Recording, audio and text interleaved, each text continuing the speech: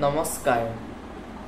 আজি পিতৃ দিৱস উপলক্ষে মই আৰণ্যক কোঁৱৰে মোৰ মা ঋতুপৰ্ণা কে কোঁৱৰৰ দ্বাৰা ৰচিত এটি কবিতা আবৃত্তি কৰিব লৈছোঁ। কবিতাটো মই মোৰ দেউতালৈ শুভেচ্ছা হিচাপে আগবঢ়াইছোঁ। কবিতাৰ শিৰোনামা দেউতা। কবি ঋতুপৰ্ণা কে কোঁৱৰ। দেউতা। দেউতা মানে কোন?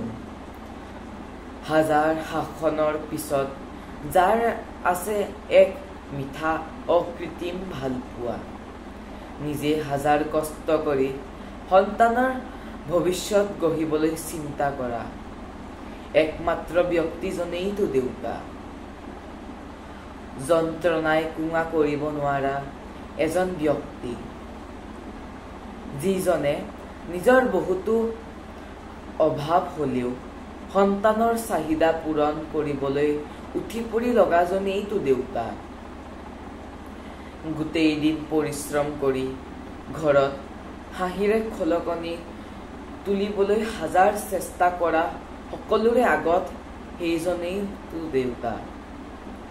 সত্যৰ পথ চিনাকি কৰা এজনেই ব্যক্তি, তুমি দেউতা।